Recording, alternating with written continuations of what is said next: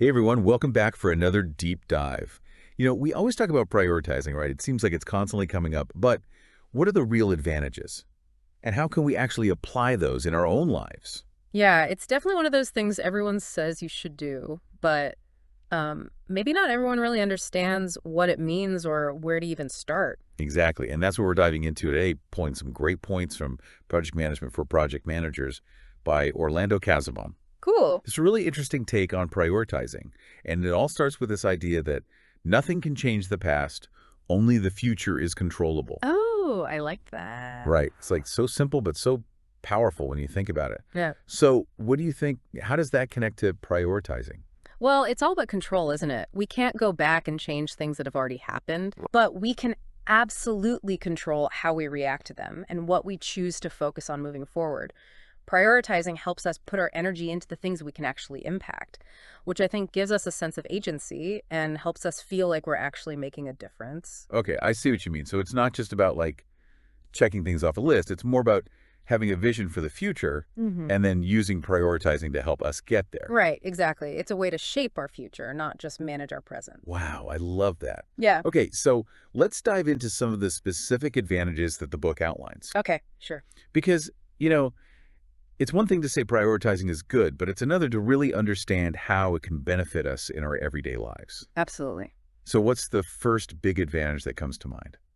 I'd say one of the biggest ones is that it really forces us to think about risk. Risk. Yeah, not necessarily in like a negative way, but more in a strategic way. Okay. When we prioritize, we're forced to consider what could potentially go wrong and to come up with ways to mitigate those risks. So it's like we're being proactive instead of reactive. Precisely. It's like, let's say you're working on a big project at work. Okay. A prioritizing mindset would encourage you to think about things like, what happens if a team member gets sick? Or what if there are unexpected delays? Yeah. By thinking about these possibilities beforehand, you can have backup plans in place, which will ultimately reduce stress and increase your chances of success.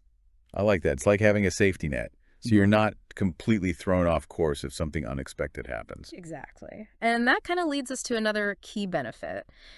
Prioritizing helps us tackle the most essential tasks first. Okay. Makes sense. We only have so much time and energy each day, right? Right. So it's crucial to focus on the things that are truly important and will have the biggest impact. It's like if you have a leaking pipe in your kitchen and a pile of laundry to do, which one are you going to deal with first? Probably the leaking pipe. Exactly, because it's the more urgent and important task. Right. So prioritizing helps us apply that same logic to all areas of our lives. It helps us identify what really needs our attention right now and focus on that first. Exactly. And when we do that, it naturally leads to better planning and time management. Okay, how so?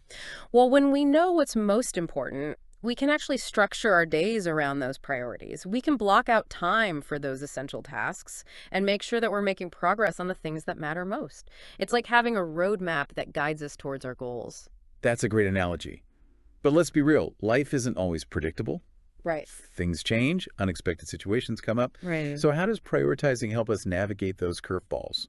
That's actually where it becomes even more valuable, I think. When we have a clear understanding of our priorities, it gives us a framework for making decisions, even when things get hectic. Interesting. Imagine, you're working on a critical project and suddenly there's a family emergency. Prioritizing can help you quickly assess the situation and make adjustments to your plans without losing sight of what's truly important in that moment. Right, so it's not just about planning, it's also about adapting and being flexible. Exactly. One thing that struck me when we were reading through the book was that it specifically mentioned that just managing meetings or trying to work faster aren't considered true advantages of prioritizing. Why is that? I mean, those seem like good things, right? Yeah, on the surface they do. But here's the thing. Prioritizing is about effectiveness, not just efficiency. Yeah. It's not about trying to cram as many tasks as possible into our day or doing things as quickly as we can. Okay. It's about being intentional with our time and energy and making sure that we're focusing on the tasks that will actually move us closer to our goals and that align with our values. It's about doing the right things well, not just doing things fast. Got it. So it's not about speed, it's about focus and intentionality. Precisely. I love that. This has been so insightful. So to wrap up for our listeners today, Prioritizing is about so much more than just making a to-do list. Right. It's about understanding what we can control, focusing on what truly matters, and using that focus to shape our future. It's a powerful tool for anyone who wants to feel more in control, reduce stress, and make real progress towards their goals. Absolutely.